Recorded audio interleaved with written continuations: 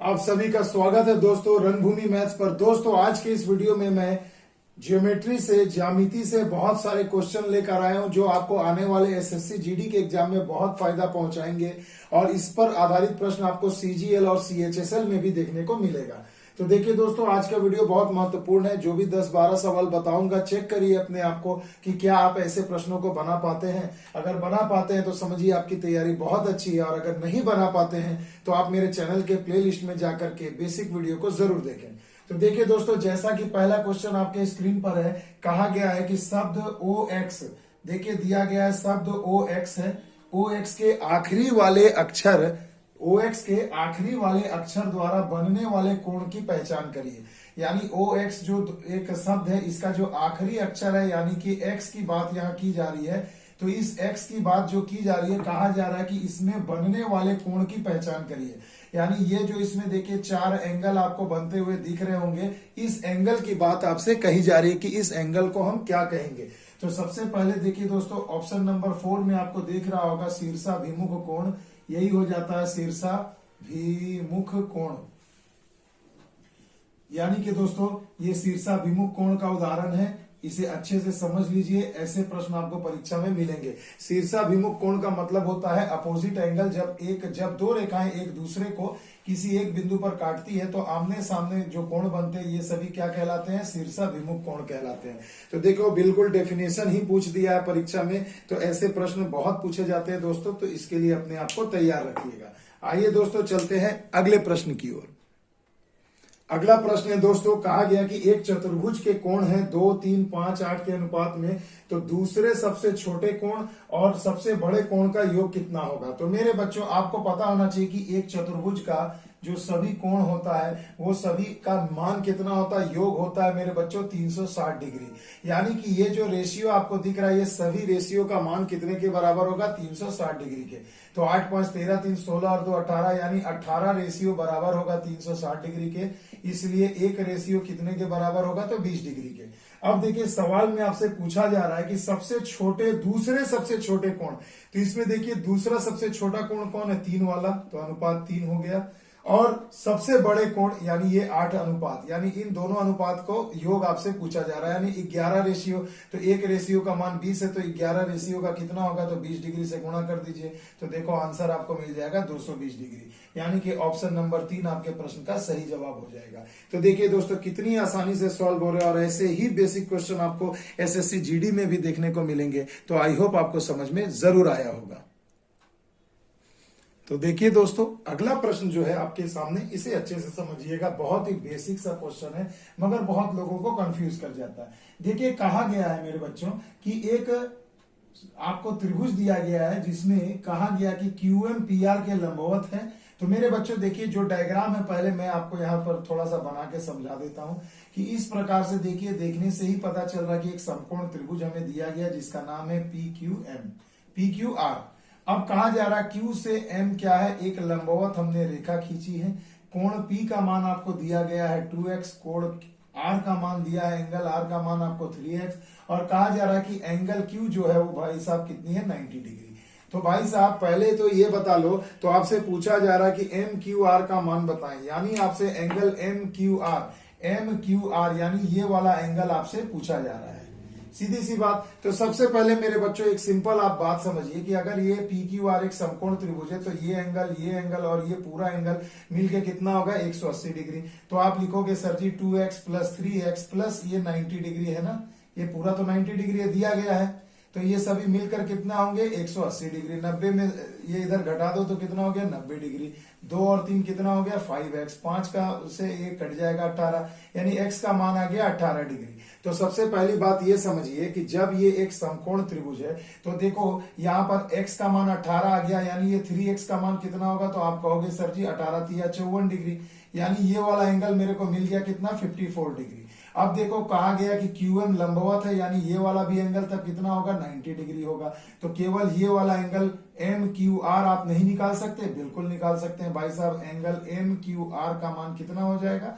तो आप कहोगे सर जी ये भी तो एक छोटा त्रिभुज है MQR, ये 180 डिग्री तीनों कोण होंगे मिलकर, और ये 54 और ये 90 को आप यहाँ पर ऐड करके घटा दीजिए, है ना।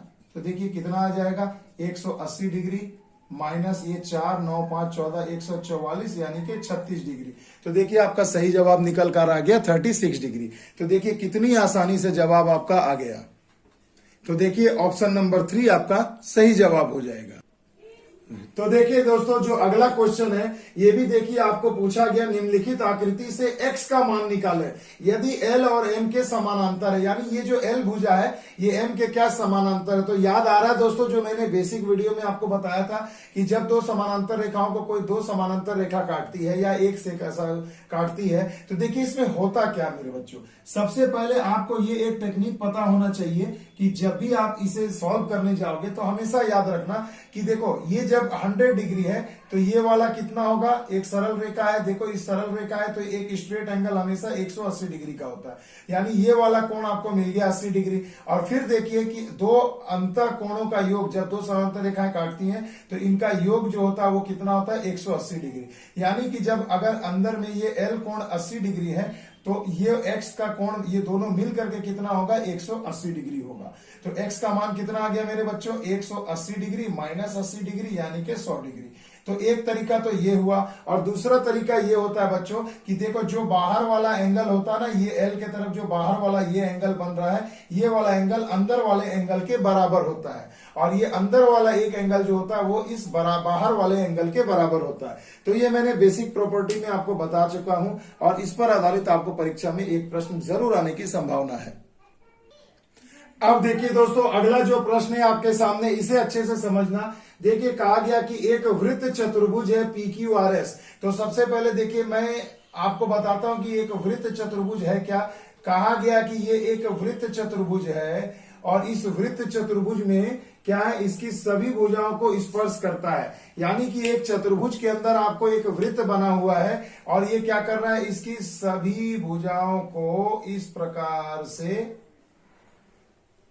देखिए बच्चों इस प्रकार से क्या कर रहा है, टच कर रहा है। ये थोड़ा सा हाथ से थोड़ा टेढ़ा बन गया होगा, मगर आप समझिए कि ये क्या है, चारों भुजाओं को क्या करेगा, चार बिंदु अलग अलग बिंदुओं पर क्या करेगा, टच करेगा।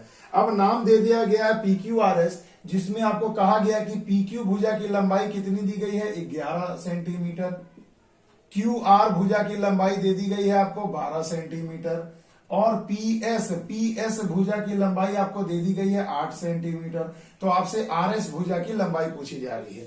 तो एक सिंपल सा चीज है मेरे बच्चों, इसे जरा ध्यान से समझिएगा कि इसमें आपको करना क्या। देखो भाई, जब भी ये एक क्राइटेरिया होता है, एक विशेषता है, प्रॉपर्टी है कि जब भी किसी चतुर्भुज के अंदर एक वृत्त बनता है और वो चारों भुजाओं को स्पर्श करता है, तो आमने सामने की भुजाओं का योग जो होता है ना, वो विपरीत भुजाओं के योग के समान होता है। मैं इसे लिखता हूं तब आप समझिए। देखिए कहना होगा PQ प्लस SR, यानी ये आमने सामने की भुजाओं का योग जो है वो इन दोनों भुजाओं के योग के बराबर होगा, यानी PS प्लस QR के बराबर होगा। अब देखो PQ का मान 11 दे दिया है, SR आपको निकालना है, PS का मान आपको दे दिया गया मेरे बच्चों 8 है, और QR का मान आपको दे दिया है 12। बस सॉल्व कर दीजिए। SR कितना हो जाएगा, 12 8 20, 20 में से 11 जाएगा तो हो जाएगा 9 सेंटीमीटर। यानी आपका प्रश्न का सही जवाब हो जाएगा 9 सेंटीमीटर। तो देखो अगर कंसेप्ट आपके पास है ना मेरे बच्चों, तो देखो ऐसे प्रश्नों को आप वर्बली भी बना सकते हो। यानी ऑप्शन नंबर 3 आपके प्रश्न का सही जवाब हो जाएगा। आ गई बात समझ में। अब देखिए दोस्तों अगला जो प्रश्न दिया गया इसे ध्यान से समझिए। कहा गया कि 130 डिग्री के संपूरक कोण का पूरक कोण, 130 डिग्री का संपूरक कोण। तो मेरे बच्चों पहले ये याद रखिए कि एक किसी भी एंगल का संपूरक कोण क्या होता है। संपूरक कोण अगर 130 डिग्री का आपसे पूछा जा रहा है, यानी कि एक कोण है 130 डिग्री और एक दूसरा कोण होगा, मान लीजिए मेरे को पता नहीं है तो x डिग्री, तो संपूरक अगर ये दोनों एक दूसरे के संपूरक होंगे तो इसका मतलब होता है कि इन दोनों एंगल का योग हमेशा कितना होगा, 180 डिग्री होगा। तो देखिए ये दूसरा वाला एंगल आपने निकाल लिया, 180 में से 130 घटा दो मेरे भाई तो कितना हो जाएगा, 50 डिग्री। अब देखो मेरे भाई ये x का मान आ गया 50 डिग्री। अब आपसे पूछा जा रहा है कि इस संपूरक कोण का पूरक कोण क्या होगा। तो पूरक कोण का मतलब क्या होता है मेरे बच्चों, तो पूरक कोण का मतलब होता है इस कोण का पूरक आपसे पूछा जा रहा है, यानी 50 डिग्री है तो इसका साथ एक कोण और होगा वो दोनों मिल करके कितना होगा 90 डिग्री। आपको मैंने बेसिक वीडियो में बताया कि दो एंगल समपूरक तब होते हैं जब उनका सम 180 डिग्री होता है, और दो कोण पूरक तब होते हैं जब उनके दोनों कोणों का योग 90 डिग्री होता है। तो y का मान यहां से कितना आ गया, 90 में से 50 गए 40 डिग्री, और यही आपके प्रश्न का सही जवाब होगा, यानी कि ऑप्शन नंबर 3। तो देखिए मेरे बच्चों कितनी आसानी से 40 डिग्री आंसर निकल कर आ गया। तो देखो ऐसे भी प्रश्न आपको परीक्षा में जरूर देखने को मिलेंगे। अब देखिए दोस्तों, त्रिभुज की सदृश्यता से यानी कि कंग्रुएंसी से पूछा गया है, कहा गया समरूप त्रिभुज जो है त्रिभुज पी क्यू आर। तो देखो एक त्रिभुज है, ये है, इसका नाम है पी क्यू आर, हमने बना दिया। और एक दूसरा ट्रायंगल है, कहा गया है इसका नाम है डीईएफ, लीजिए हमने डीईएफ भी बना दिया।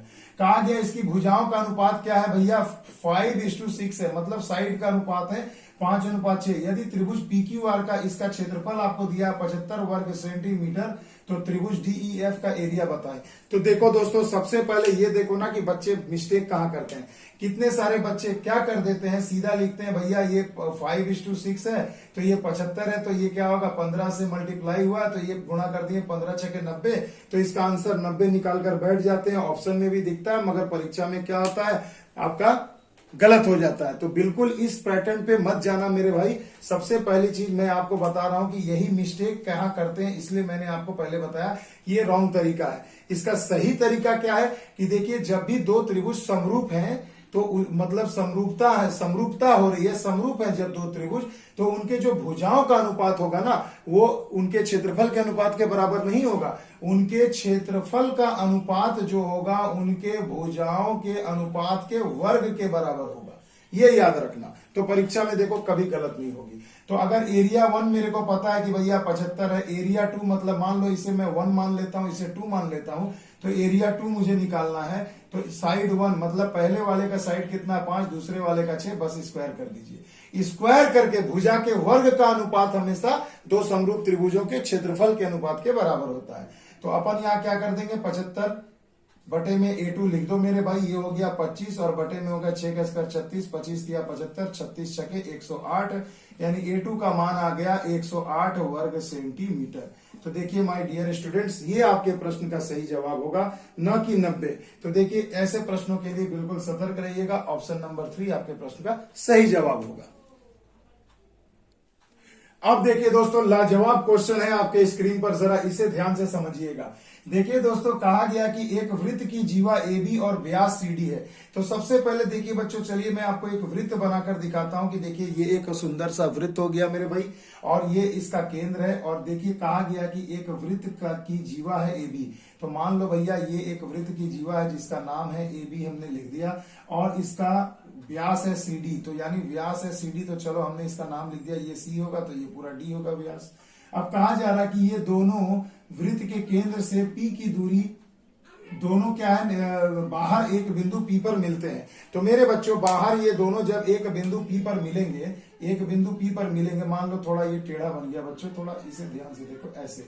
तो अगर ये दोनों मान लो वृत्त के बाहर किसी एक बिंदु P पर मिलते हैं, तो आपसे पूछा जा रहा है कि यदि PB 8 सेंटीमीटर है, यानी ये वाला भैया यहां से यहां तक ये PB कितना दिया है आपको, 8 सेंटीमीटर दे दिया गया है। उसके बाद AB की लंबाई आपको दे दी गई है 12 सेंटीमीटर, और वृत्त के केंद्र से P की दूरी है 18 सेंटीमीटर। मतलब मेरे बच्चों, ये जो है वृत्त का केंद्र, यहां से ये पूरी दूरी P तक की दी गई है 18। तो अगर मैं मान लेता हूं कि वृत्त का अर्धव्यास R है, तो ये वाला भुजा यानी DP कितना हो जाएगा मेरे भाई। तो आप कहोगे सर जी यहां से यहां 18 है और ये वाला R है, तो मैं इसे 18 माइनस R लिख सकता हूं मेरे भाई। क्लियर है। तो देखो यही कंसेप्ट है, यही बच्चे फंसते हैं, इसलिए मैंने आपको बता दिया। तो आपसे पूछा जा रहा है भाई साहब हमें वृत्त की त्रिज्या बताएं। तो मेरे बच्चों देखो, जब ये पूरा यहां से वृत्त के केंद्र से ये P तक पूरा कितना था, 18 था, और ये वाला कितना है, R है, तो यानी सिर्फ इतना दूर क्या होगा, 18 माइनस R होगा कि नहीं। सिंपल सी चीज। अब देखिए, अब हमें फॉर्मूला पता है, क्या पता है मेरे भाई। तो देखो सिंपल सी चीज है, आपको मैं पहले फॉर्मूला लिखता हूं कि जब एक जीवा और जब ये व्यास दोनों आपस में बाहर में एक बिंदु P पर मिलते हैं तो क्या क्या बराबर होता है। तो आप लिखोगे PB गुना PA। ये देखो भैया, ये जो PB है बाहर वाला, ये पूरी भुजा PA के बराबर होगा।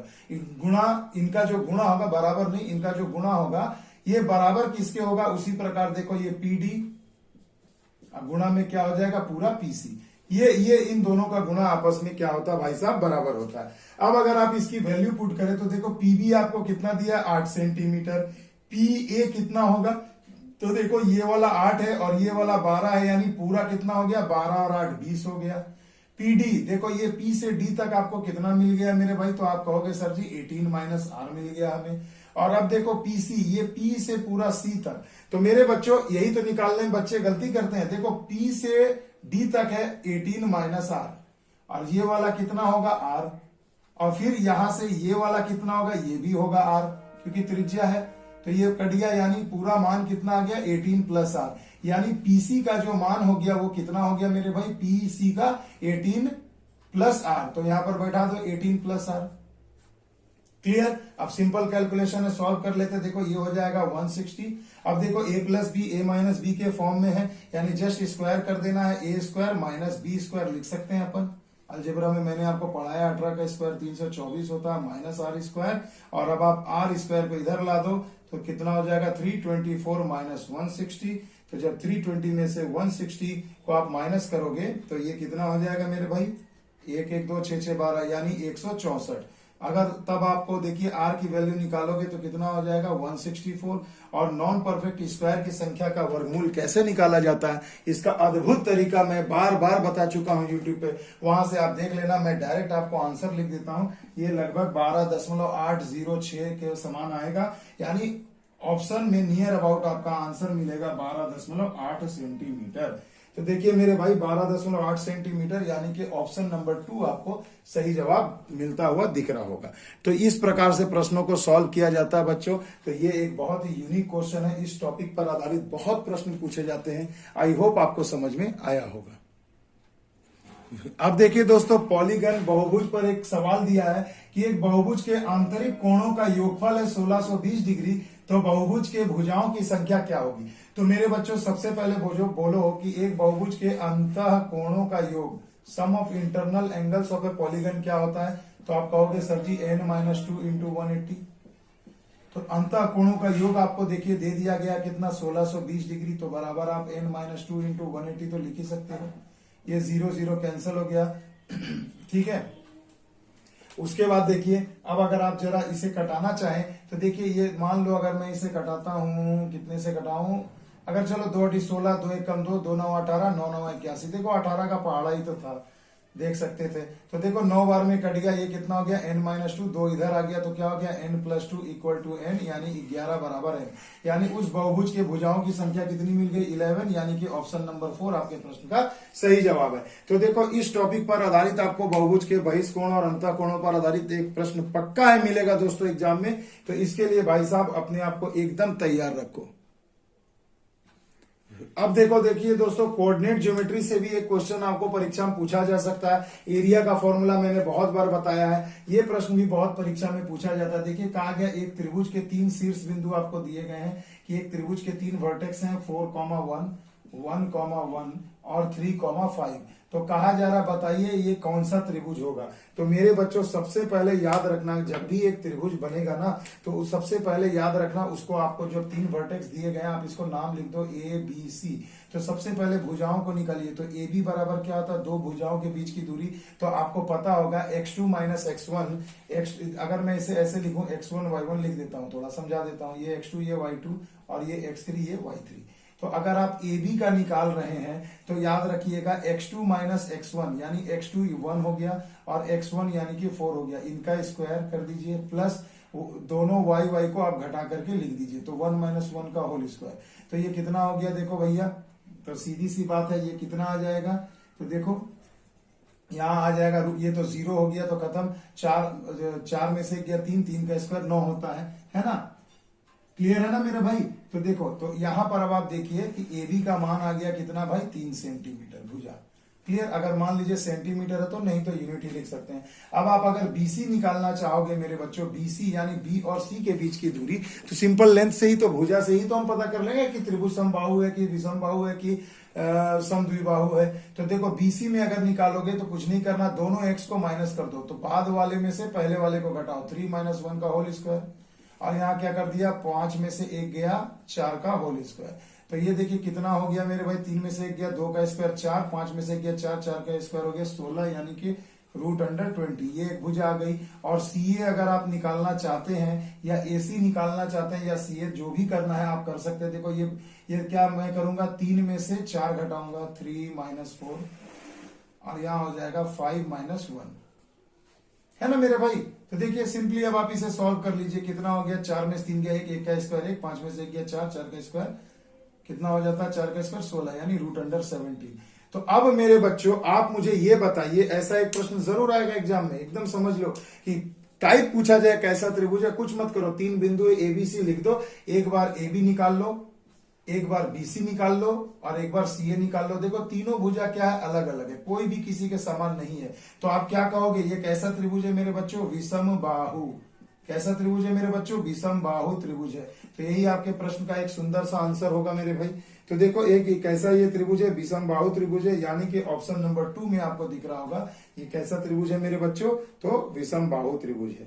ठीक है, देखिए इस प्रकार से सॉल्व होते हैं। आई होप आपको समझ में आ गया होगा दोस्तों।